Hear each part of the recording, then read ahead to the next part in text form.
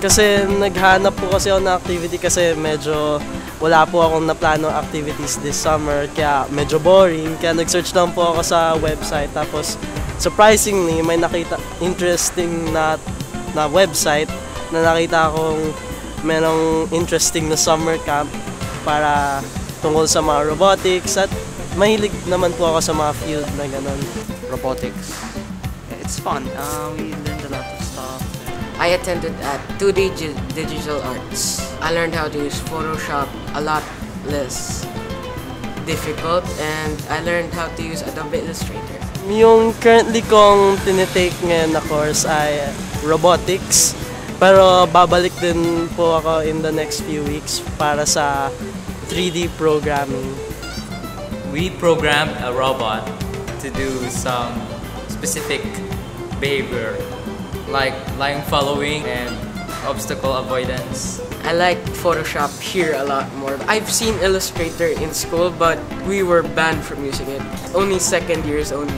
Ah, so you have an edge already. Yes, I do. Marami pong concepts and tools, basics po, and the more complex tools tulad ng airbrushing, masks, curves, and etc.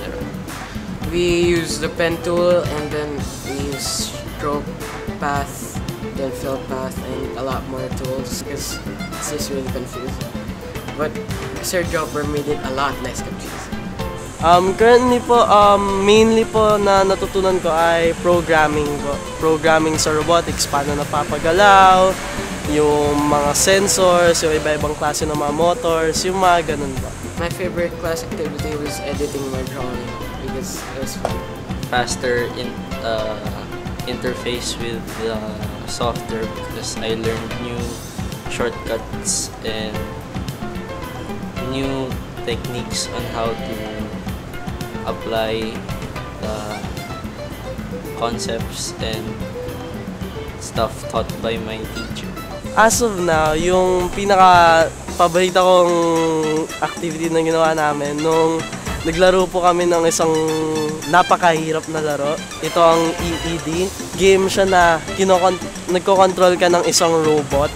Tapos dapat may limitation pa yung actions niya. Kaya ipoprogram mo po siya para ma-complete pa yung objectives in a limited amount of actions. At dahil doon, hindi ako nakalagpas ng level 5. So, #noob po. Tech Bootcamp was really great. Basically, nandito lang po ako sa UPI-TDC kasi yung tingin ko po, yung future na sarili ko ay siguro electrical engineer po. So, take steps in advance. I want you to join the Tech Boot Army.